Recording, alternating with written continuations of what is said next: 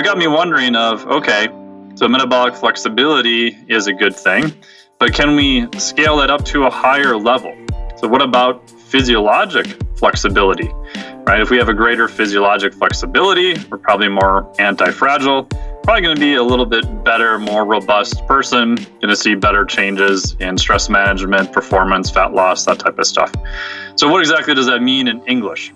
So if we look at those systems then that are regulatory systems, and can we stress them in a beneficial way? What's up, my friend?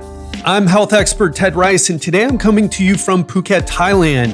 And I'm super excited to share today's episode with you because I've got Dr. Mike T. Nelson back on the show. He was on the show previously talking about longevity and, a number of other topics. Today, we're going to be diving into popular diets like carnivore, keto, and what you should know about them, whether you should follow them or not. And then we get into some more longevity. It's just a fascinating conversation every time I have him back on the show. One of my favorite people to speak to interview.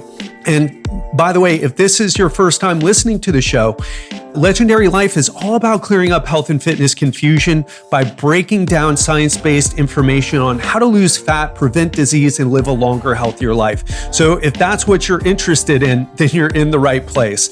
And one thing I got to tell you that I'm super excited to share with you is that I've got my supplement series that will be launching next Monday. Now, I know I said that last Monday. I apologize. I came down with dengue fever, which is a mosquito-borne illness that took me out for a little while. I'll be sharing that story coming up soon on a personal catch-up episode. But for right now, what I want you to know is that we've got several supplement guides coming out. So if you're a person and you're confused about what supplements to take, you read the claims that are on the products and you don't know what to believe. We've got guides coming out on muscle growth and exercise performance, fat loss, sleep, joint health, cardiovascular health, memory, focus, and even one for my vegetarian friends out there. And here's what you're gonna learn. You're gonna know exactly which supplements to take, when to take them, and how much to take of them. You're going to also learn which supplements you should completely stay away from and not waste any of your money on. And this is going to be super important because even some great companies out there have a bunch of supplements that we've now discovered are completely useless. So I'm going to be sharing those with you so that you're not spending hundreds, if not thousands of dollars on buying these useless supplements. And we'll talk about why achieving your goals faster with the right supplements is possible, but you've got to, again, personalize it based on your particular situation. And we'll talk about all of that and more. And I'm so excited. We put a lot of work into these, both Giselle and I. And if you want to know when they come out, legendarylifepodcast.com/supplements. legendarylifepodcast.com/supplements. And yes, there will be an audio episode, but I'm recording a presentation that we'll be sending to you.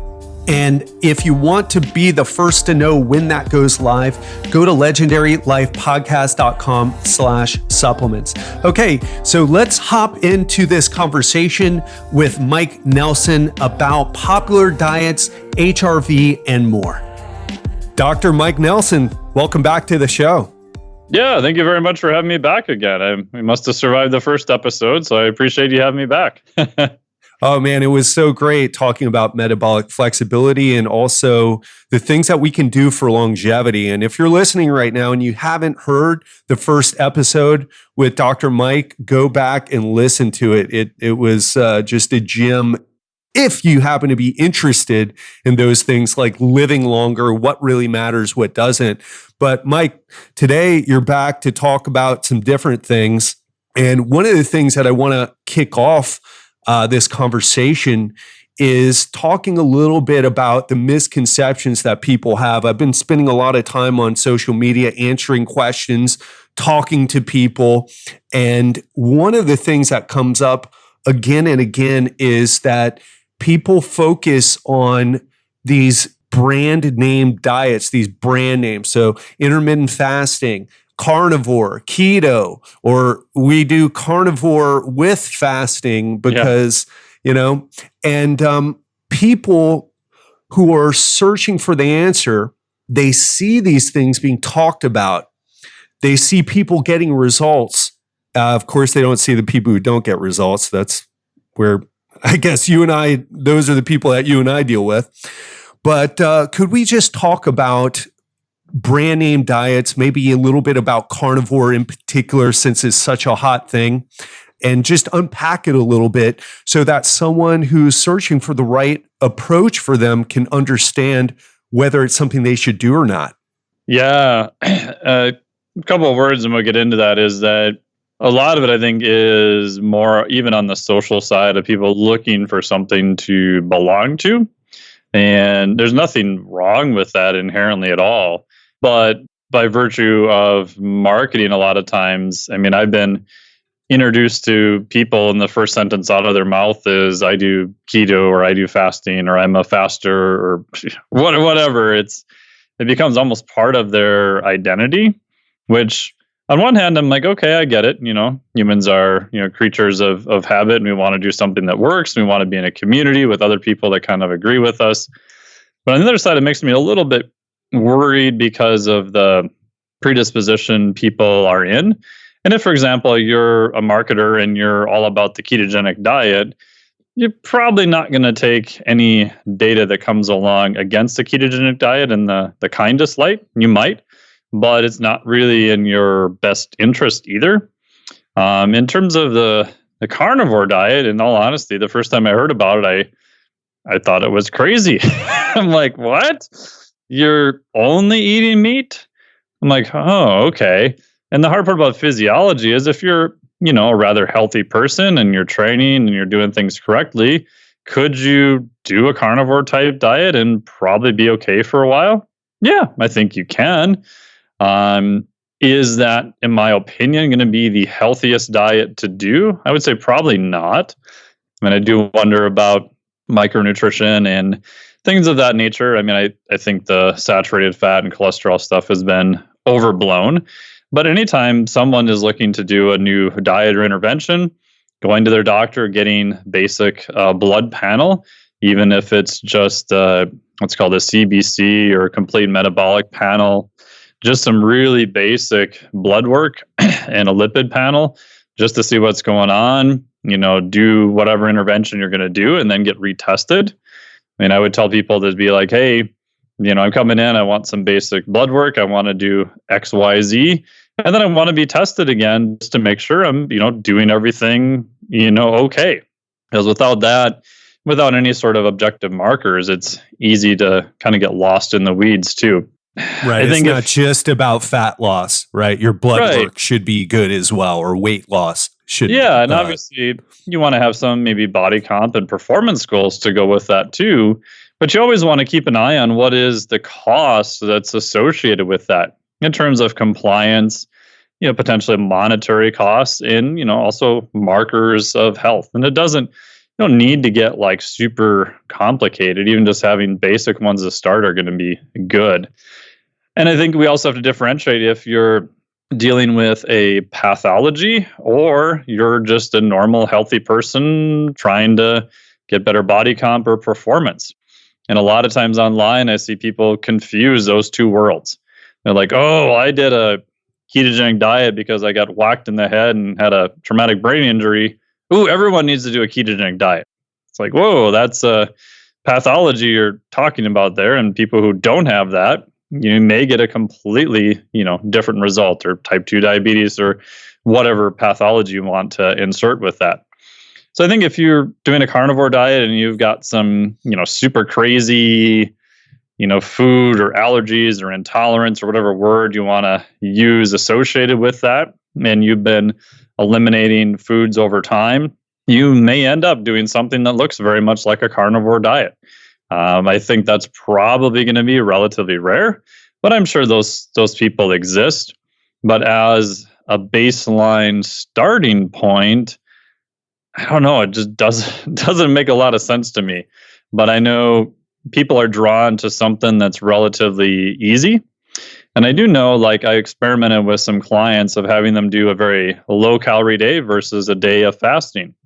And my hypothesis was many years ago that, oh man, the low calorie day is going to be hard, but it's going to be way easier and they're going to be much more compliant than doing a day of fasting. And I was like completely wrong on that.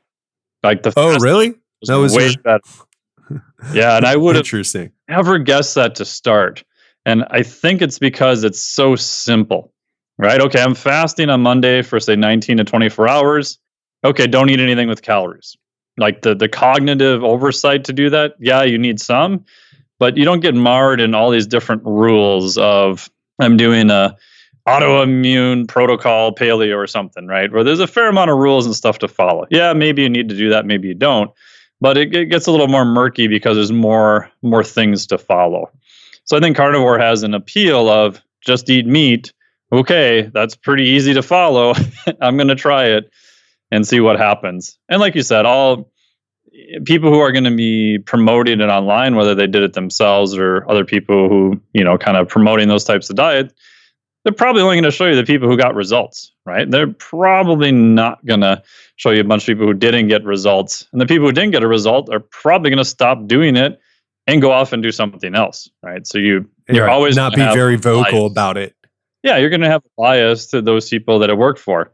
And again, if you're a healthy individual, can you do some really crazy stuff for, a couple months to maybe longer and be okay? Yeah, I think the human body is pretty anti-fragile. You can get away with a lot of stuff for a while. But in terms of a starting point, I don't know. This is not where I would have people start. And that's probably not that popular now, but that's okay. You brought up a good point about the simplicity thing. And if you're a busy person, which every single person in the modern world is, yeah, right? If you've got a job, you've got a family, you're working towards something, it's really hard to, sit down and what are the principles of nutrition? It's harder to wrap your head around something called energy balance than intermittent fasting, right? It's so much easier to figure out, oh, wait a minute, certain foods influence satiety, or I could just, get rid of all the carbs and do a ketogenic diet. It's so much easier. But if you're listening right now, the people who get this handled, they don't follow these brand name diets, or even if they do, they understand the nuances so that they could follow something else. And it's all about these principles, the energy balance, the optimal protein intake, if we're talking about body composition, losing fat, in other words. So it's such a good point. But at the end of the day, you're going to be hopping from one brand name to another without ever understanding the principles that make every single diet work. And I saw that, Mike, recently, because I'm part of a carnivore group. And the guy did, online, just lurking, not like, hey guys, did you eat ribeye with grass-fed butter like I did today? So this guy was saying he lost 50 pounds on keto, and then he switched to carnivore and gained 20 of the pounds back. And he was so frustrated and angry about why that was happening, and he couldn't understand why. And for you and I, it's really easy why that happened, right? He's eating literally ribeyes with butter, exactly what we were just talking about. And it's very easy to overdo it, whereas the ketogenic diet, the ketones usually help. I've never done keto, never will. I don't do well when I cut the carbs down very low. It starts messing with my sleep, gives me high anxiety. And so anyway, but I know that the ketones help with hunger. And maybe if this person, it's a bit different doing the carnivore, wasn't on top of things, eating these huge chunks of meat slathered in butter, it's very easy to overeat calories with that and, gain the weight back. Yeah, and I think that the fitness world in general is marred by just extremes, right? And people have kind of come to expect that and almost look for it. So, I mean, if you want to sell a popular diet book, just ban some whole food group. For a while it was like carbs are bad, and then before that was fats were bad, and I predicted 4 or 5 years ago we're going to see protein as bad, which is we're kind of seeing that now.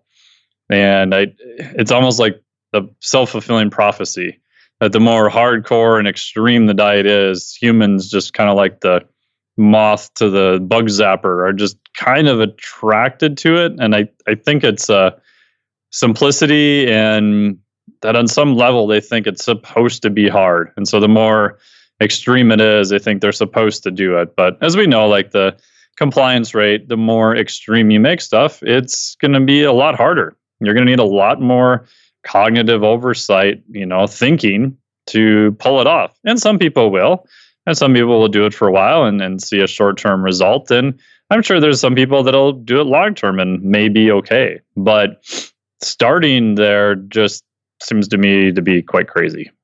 And when you say protein, as long as you brought it up, do you mean protein restriction because of the longevity aspect, because of all the animal studies? Yeah, which is kind of bothers me, because we know, like we talked a little bit about last time, that as people get older, the risk of sarcopenia, so muscle loss, is going to go up. We know that their acute response to protein in terms of something called muscle protein synthesis, so how well you take those little building blocks, those amino acids, and kind of stuff them into muscle tissue, make it a little bit bigger and stronger, you're going to need more protein than someone who's younger. So I just think that a lot of the low protein for longevity stuff is based on, I'd say, lower mammal or even earthworm studies. If you're a friggin' earthworm, man, caloric restriction and protein restriction for longevity is freaking amazing. But as you scale up the sort of food chain, it becomes less and less beneficial. And I think in humans, what we'll find is that having a fair amount of protein is probably going to be beneficial. And then, in terms of autophagy and all that other stuff, I'd say right now is very interesting, but I'd say it's pretty theoretical at this point. And what we know is that people are losing muscle mass. And we talked about last time that having a lower body strength and muscle mass is correlated with longevity. So I think it's new and kind of sexy, and people like the word autophagy, but I don't know. It just seems like it's kind of going in the wrong direction to me, based on what we currently know. And maybe that'll change too. Who knows? Right. And the best person to learn about this stuff, or if you're interested, is Valter Longo and his longevity diet. But like you're saying, Mike, and I've had this conversation with Chris Masterjohn. I've had this conversation with Dr. Stuart Phillips. Yeah, I like Stu. He's the man. Yeah, right. Especially with protein. Oh, yeah. Pretty much nobody better on the planet, better suited to talk about it.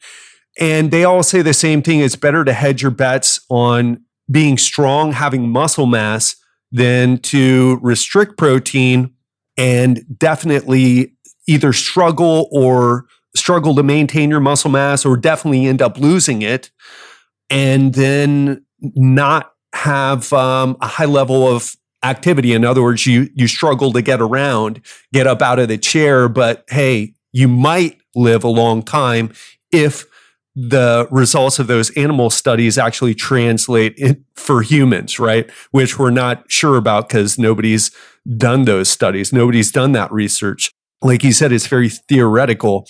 So everyone agrees at the moment to hedge your bets on maintaining that muscle mass. And so there you go. Another informed opinion. So thanks for that, Mike. Yeah, no problem.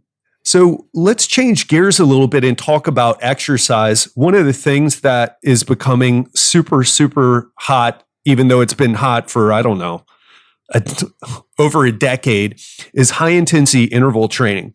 And it's become hot in the way that commercially hot, so that there's all these places you can go to do these high-intensity interval training workouts. And like Orange Theory or F45 or whatever, there's so many of them, Cardio Shred. And people are led to believe that high-intensity interval training is the best method for burning fat. A lot of fitness influencers have said that. So what I have seen from the research is that is really not so great. It doesn't help you build more muscle mass. So it's not raising your metabolic rate. Just if you're listening, the more muscle you have, the higher your metabolic rate. In other words, the more food you can eat without that food turning into fat, it fills, it fuels rather your muscle to maintain it. But on the flip side of health, it's extremely good for you. In fact, Joel Jameson had talked about if you expanded on high intensity interval training studies, a lot of them are very short term, that you wouldn't see increased improvement in VO2 max and in your cardiorespiratory fitness.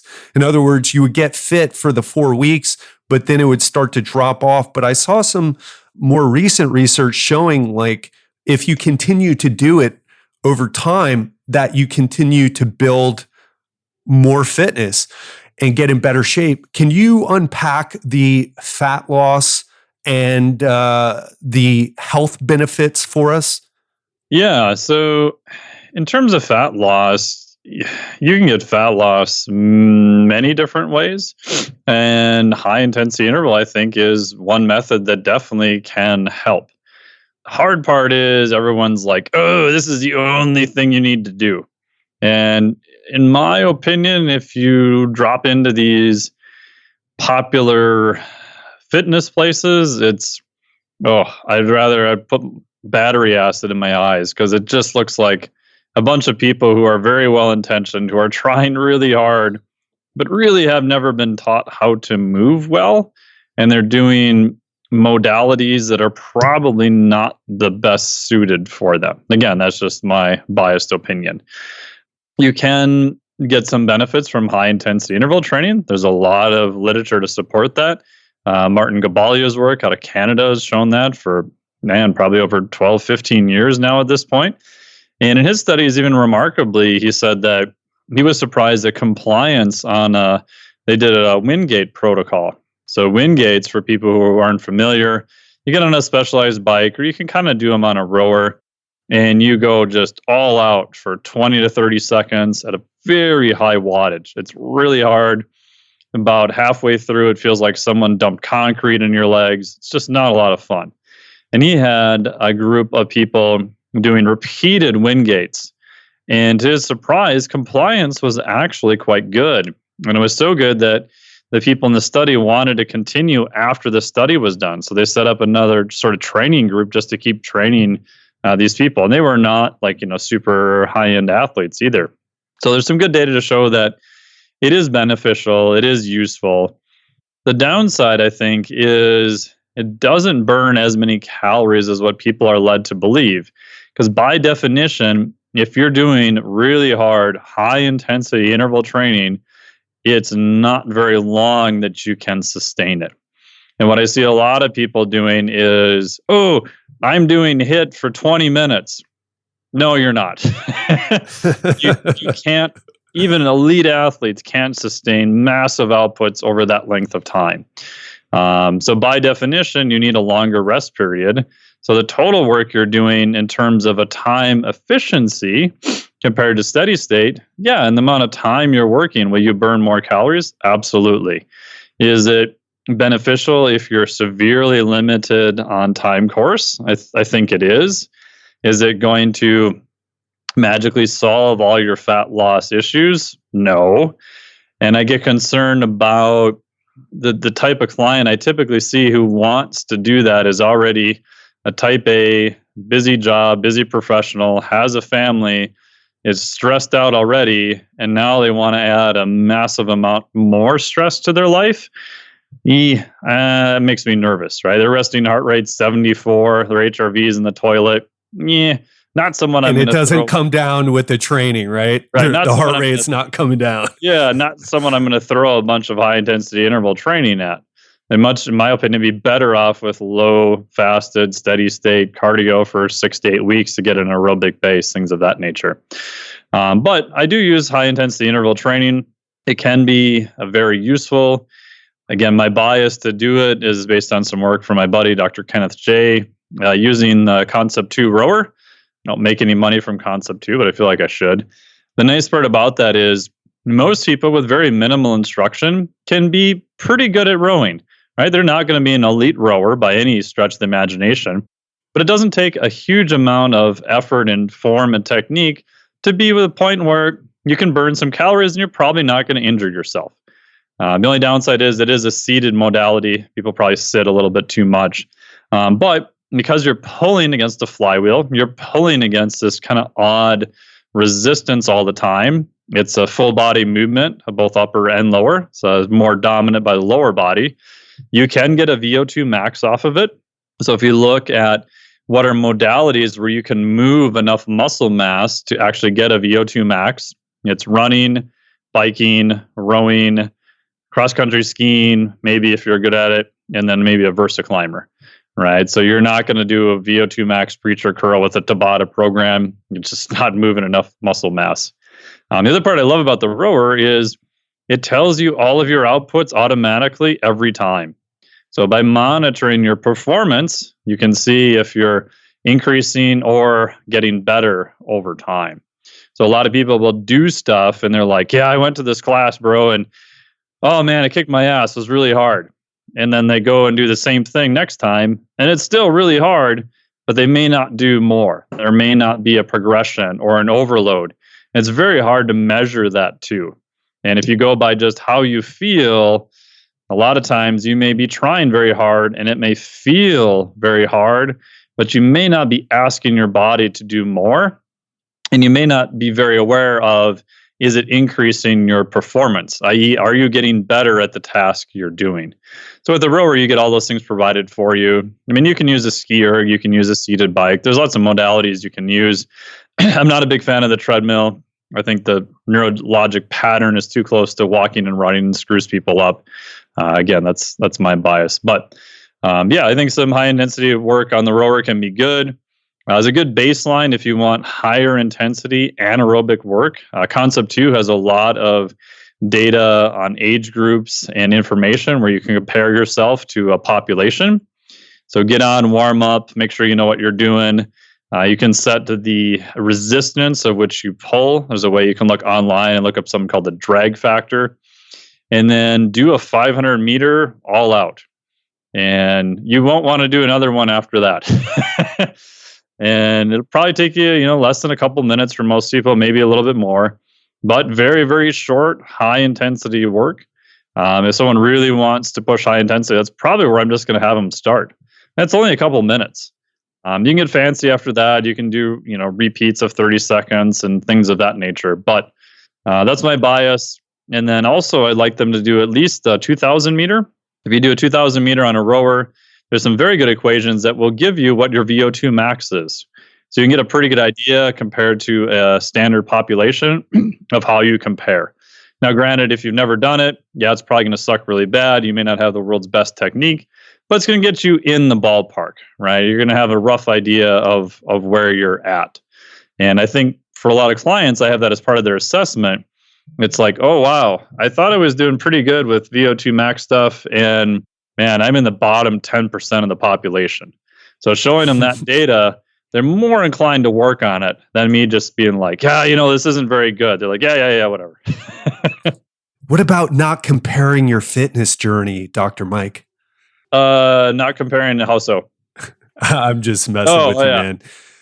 Sometimes we should compare ourselves and sometimes we shouldn't, but knowing how other people are performing and what their VO2 max is going to help you out a lot. I was just making a joke because so many people on Instagram say, you don't compare your fitness journey with anyone else's. It's your own journey. It's like, well, once you're past that mindset and, you can start, once you strengthen up your mindset a little bit, then start looking into what the best are doing and where you compare and be cool with that and work harder to get better if you're so inclined. Yeah, and I think it gives you, pretty good markers to kind of shoot for that we actually have good data on. Again, in my biased opinion, I stole this from Kenneth J, is I think with a lot of effort, most people can get to, 75th percentile, of a group that exercises a lot. Now, you're not going to get there, in a couple of months or maybe a couple of years, but I think it's something that's very doable for most people. And that's going to get you a huge amount of benefit for VO2 max, for longevity. Just people forget energy day to day is aerobically based. If your aerobic capacity sucks, anecdotally, almost all those clients I have report that, man, I'm sleeping better, my nutrition's better, and I just feel like I have less energy and I don't know why. It's like, well, because you're using a very high percentage of your max all the time.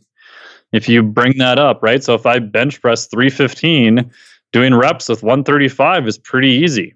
If I bench 155, reps with 135 is pretty hard.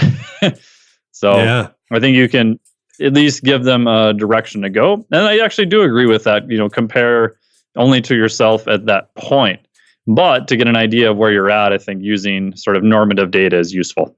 Yeah, absolutely. I was joking. That's why I used the voice, But anyway, yeah, no, that's excellent. And by the way, you should definitely get a kickback from Concept 2. That's the most, nobody's ever broken that. I've been in this business for 20 years. Nobody's ever told me all those details about Concept 2 rowers and everything. So thanks for that.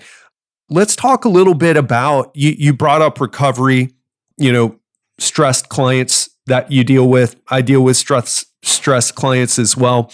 And we're both fans of the Oura Ring. We're both fans of HRV, even though it's come under some fire recently because of some studies purportedly showing that HRV wasn't so great. And for those of you who don't know, we're not going to talk too much about HRV, but it stands for heart rate variability. It's the length in between the beats of your heart.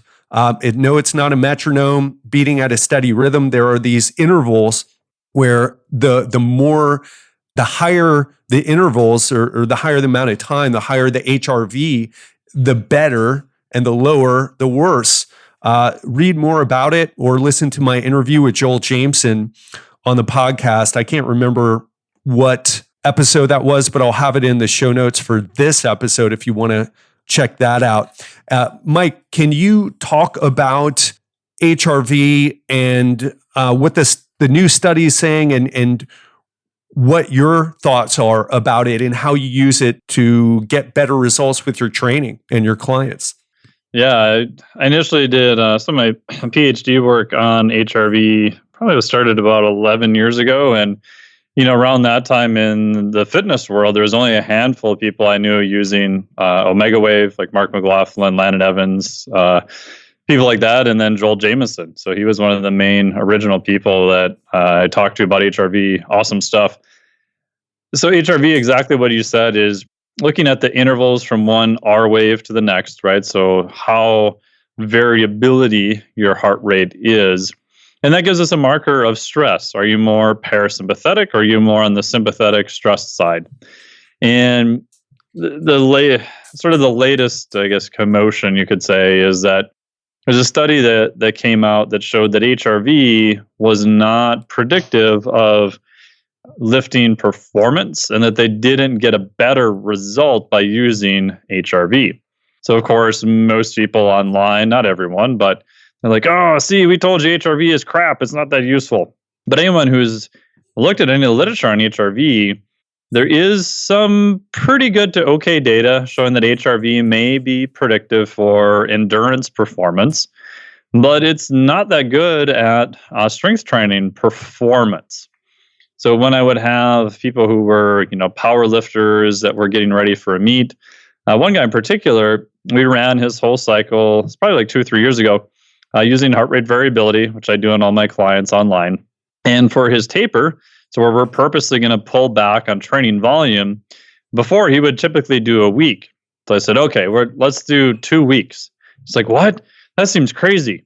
I'm like, well, if we do a week and your HRV is still not recovered by the time you're doing a meet, because the meet is on a set date and time, we're kind of screwed. I haven't really found anything that can kind of magically move everything up. Yes, better nutrition, sleep, all that stuff can help. But if you're doing all those things already, there's not much more you're going to be able to do to dramatically accelerate recovery other than time. But if we're 2 weeks out, we've got plenty of time. And if we find that you're ready like Wednesday, the week of the meet, we can add a little bit more training and kind of bridge that adaptation to the meet, and we're going to be fine. And it took him probably about 11 days for his HRV to kind of recover because we purposely really overreached him. We really pushed hard on his training, and we saw the HRV come back up. So stress normalized. And the day of the meet, he was actually more on the stress side. So his HRV actually went down a little bit. And to me, that's where I would rather see people be at.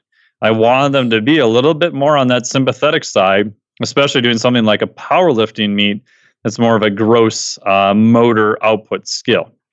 So I don't think it's super predictive in terms of performance, but it can be a useful guide and metric. In the newer study, what they did is they had one group that was guided by HRV, the other group that was not. And they kind of followed a similar type training layout, did all their pre-measurements, did all their post-measurements. And it is true in the study, both groups got, in essence, the same amount of gains, if you could say that. So there wasn't a difference in the adaptation that either group saw. So people are like, HRV didn't predict performance, they didn't get better gains, don't worry about it. But if you read the actual study, what you find is, and I may be wrong in the actual dates, but I want to say it was like 12 days sooner, the HRV guided training group got to that end result. So almost 2 weeks sooner. Now, by virtue of the way the study was set up, they said, okay, once you've completed all the training volume, you're done. So in reality, if it was not a study, they would have had almost 2 more weeks to train, right? So in theory, they could have gotten possibly a better result if you standardized them for a time, not necessarily an end result. So I don't think HRV will magically predict your performance per se, especially in gross motor performance skills. I do think it is useful, though, to guide your training from a long-term perspective. Right? If you're looking at the average HRV and it's been, 10 days and it's just been tanking all of those 10 days, something's going on, right? And that's probably longer, and I would let someone ride that out. I would much rather know that week 3 than find out that they didn't get the result they wanted at the end of 8 or 12 weeks. So again, I think it's super useful, but again, we have to remember what the context is. As useful as HRV is, and I'm a big fan of HRV, at the end of the day, it's still, in the best case scenario, only telling us the stress applied to the autonomic nervous system. And while that controls a lot, it doesn't control everything, doesn't really relate to acute performance. I've had emails from people that are like, my HRV was crap today, it was red, and I went to the gym and drank 2 Red Bulls and I got PRs. HRV is useless. And I'm like, okay, yeah, you can do that. I've done that myself. I've had clients do that on purpose, but I'm not going to do that every single day, right? I can redline my little Jetta and make it to the store faster, but I'm not going to do that every day and expect it to go 250,000 miles, right? There's going to be a cost for that behavior. And so to me, my little golden rule of HRV is that at best, it only measures the status of your autonomic nervous system at the time that it was taken. And that's a really good marker for what the cost of your training is, not necessarily what is the outcome of your training. So think of it as stimulus is your training, and then HRV is telling you a little bit more insight about what that cost, how much that kind of impaired your recovery ability in my little air quotes here. Yeah, important distinction for sure. No, thanks for that. It's so helpful. I feel like we could. Yeah. I feel like, man, we should, maybe even when we have you back, dedicate a little bit more time to that. Sure.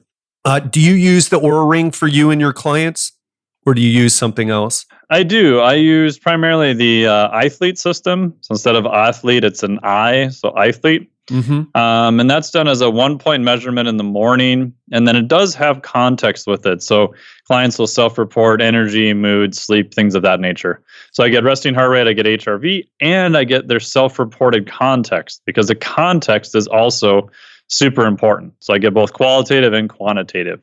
And some clients, I do have the Oura Ring, which I I really like. Shout out to Hapri and all those guys there. The HRV on the Oura Ring is accurate in terms of the best we can tell from how it's measured. They did a good job of, specific location, the algorithm, blah, blah, blah, all the techie stuff. The downside is that the technology is so new that we don't have a lot of comparative data with how it's grabbed, right? So the HRV, to my understanding, is kind of averaged over the course of the night. Now, they may have changed that. I don't know. I'm following up with them actually in a couple of weeks to double check. And that's useful. And it definitely gets you, in my experience, in the ballpark to see where you're at. But because it's averaged over the course of the night, if your sleep changes, you're changing that averaging period, and that can change the HRV score itself.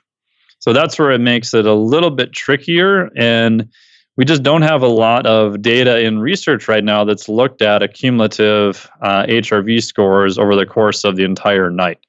So I find that it will get you in the ballpark. You can see changes in it. If you're really good at kind of standardizing your sleep, it's probably more useful. But right now, I use that part of the Oura Ring as, again, just are you kind of in the ballpark? What's going on overall? If I'm trying to make specific kind of athletic or training adaptations and changes, my bias right now is using the iFleet at just a single point measurement in the morning. Yeah, great information.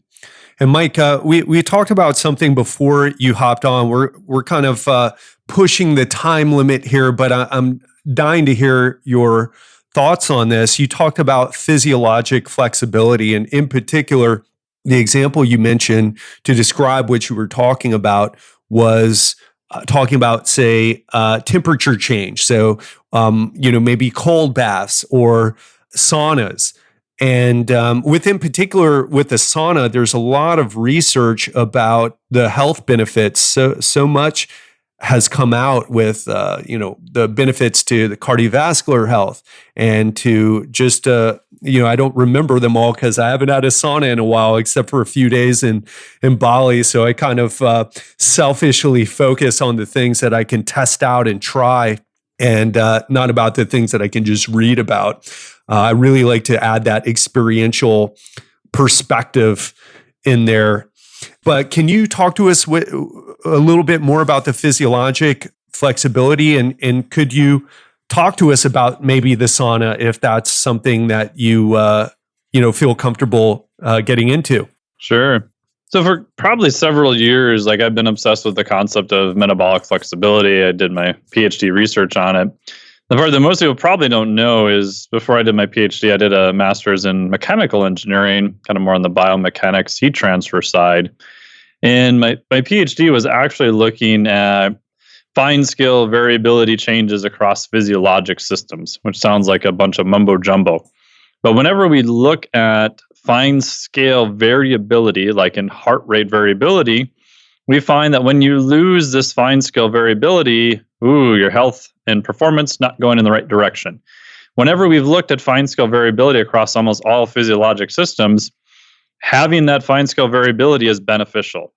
This shows up in gait. This shows up in movement variability. My buddy Dr. Zach Couples was talking about that today and is listening to a podcast with him. If you have a healthy person who doesn't have pain, do say reps of a bench press for 10. If you put a high speed camera on it, you'll see that it varies a little bit, the fine scale variability. I was looking at it in metabolism by looking at changes in RER. So how much fat and carbs you use on a breath-by-breath basis during steady state exercise. So it got me wondering so metabolic flexibility is a good thing, but can we scale that up to a higher level? So what about physiologic flexibility, right? If we have a greater physiologic flexibility, we're probably more anti-fragile, probably going to be a little bit better, more robust person, going to see better changes in stress management, performance, fat loss, that type of stuff. So what exactly does that mean in English? So if we look at those systems then that are regulatory systems, and can we stress them in a beneficial way, right? So a couple of them would be temperature, right? Humans are what they call homeotherms.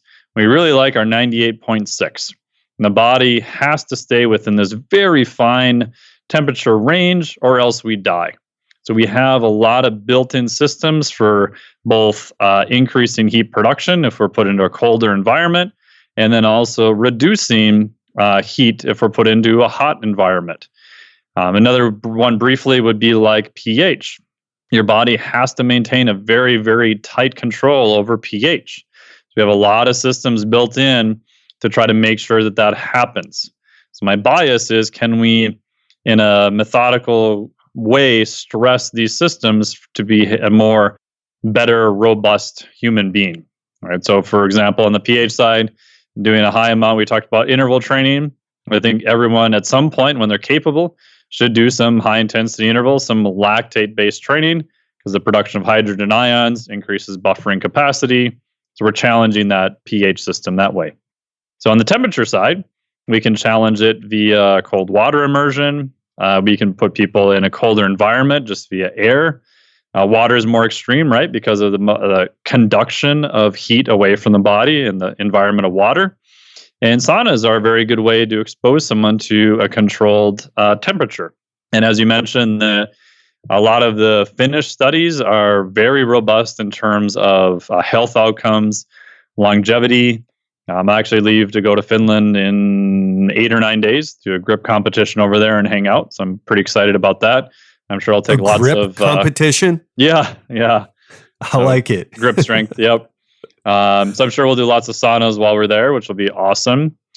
And I wonder sometimes if the health benefits are because we are stressing that physiologic system, and then we are enhancing our body's ability to buffer that stress. Right? Just like going to the gym, you do bicep curls, your body goes, oh crap, we tore down some tiny amount of bicep tissue. We're going to build it back a little bit bigger and stronger. Right? We're going to put resources into this system to make it more robust, because this crazy human might go back and do this again. Right? We want to be prepared for the next sort of insult. Same thing happens with temperature. And obviously with sauna, you're going to see benefits in blood volume, blood regulation. There's a bunch of other cofactors there. One thing I think that people forget too is that a lot of the long-term studies on sauna are usually in Finland, because almost everybody has a sauna there. And there's been some from other countries too. But having been there before, it's a very kind of social thing too. So I think that's hard to kind of tease out of some of the studies also. So ability to buffer temperature, I think, will make you more robust as an individual. The caveat, just like all things, is when you apply that stressor to the body, just don't go bonkers the first time. Because one, you could injure yourself. And two, if you have never done it before, you don't need that much stress, right? It's like going to the gym. If I've never done a bicep curl before in my life, I don't need to go that heavy, and I really don't need to do that much, right? And I will still get a very robust adaptation. So my fear with as cold water immersion, ice bath, sauna, all this stuff is becoming more popular, and I think there's some pretty good science behind it and some ways it can be very useful. As we talked about at the beginning of the show, with the fitness being a very extreme culture, my fear is people are going to go a little bit too crazy at first. Right. So we want the minimal effective dose.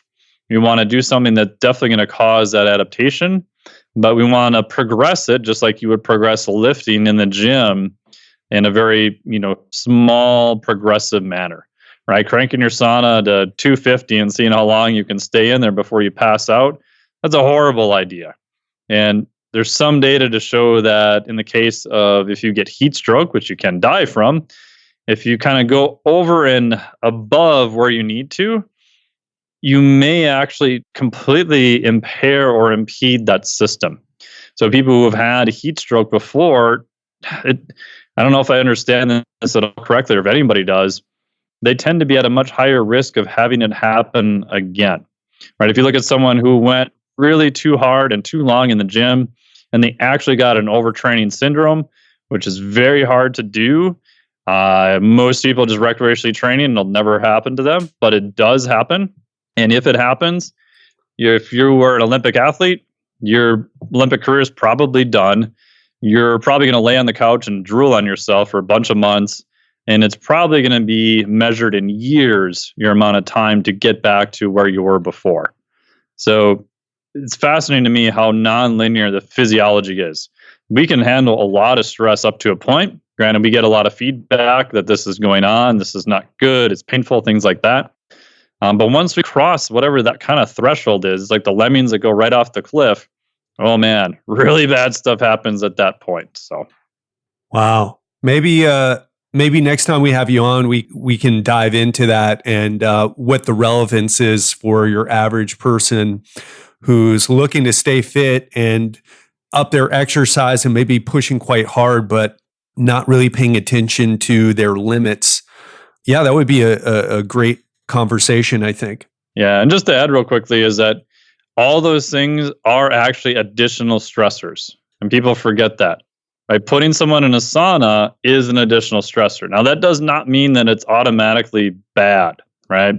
And then we also have to look at what are the adaptations. So there is some studies on sauna. Dr. Rhonda Patrick's talked about reducing atrophy. So if you've got a limb that you can't move, sauna may be beneficial at kind of reducing that rate of loss.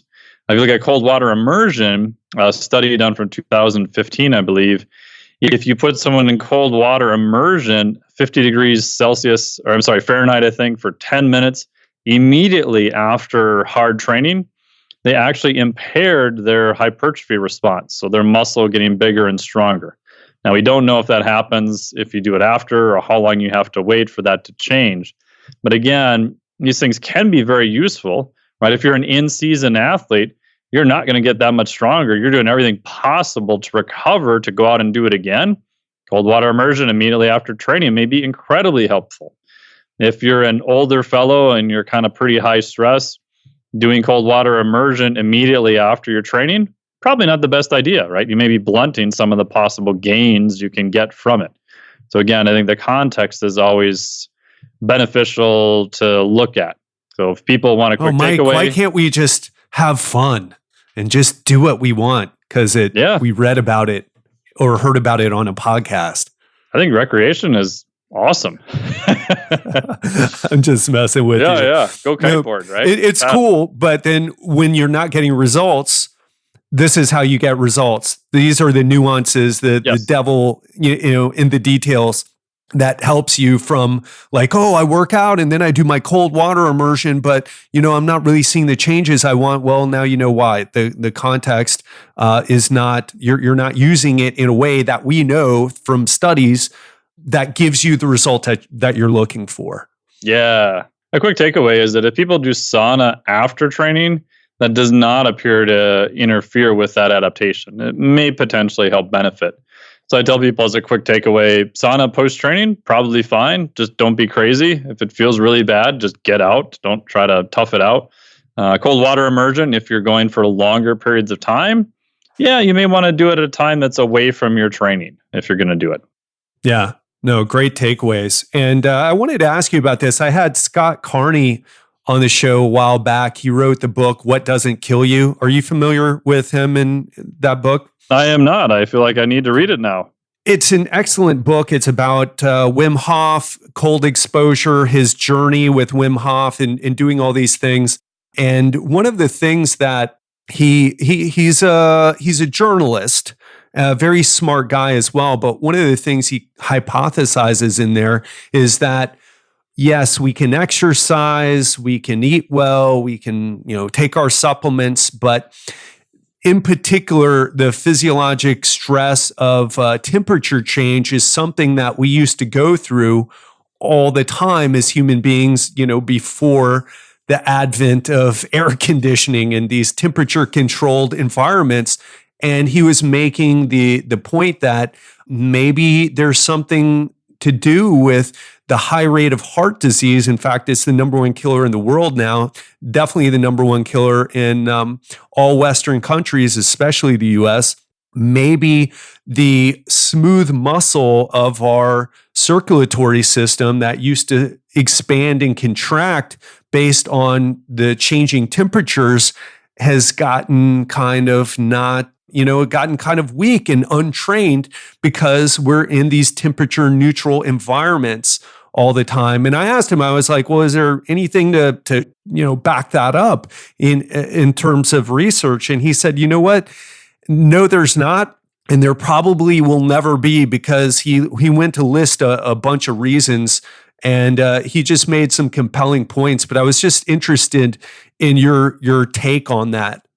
Yeah, my take is kind of similar. I would say that we know in the past that we had exposure to these stressors. We know that when they are removed, it's not beneficial, right? Now, we don't know the shape of that curve, meaning when we reintroduce them, how much better we will be. My guess is we'll be better, but how much better? I think that's probably very hard to quantify, right? So we know with the advent of electric lights, right, people tend to sleep less because now we have an artificial light source. So we know that most of the time when we have technology replace something that we did before, if we're not careful or not do something to counteract that, it's generally not beneficial. That doesn't mean all technology is bad. I'm grateful to have technology. But I find it interesting that a lot of the work I do with online clients used to be called work. It used to be called like making food, go getting food, like all of that stuff, right? And, you're on a treadmill now, or you're on a rower, you're simulating work, right? I have people here, beat on tires and carry stuff up and down the street.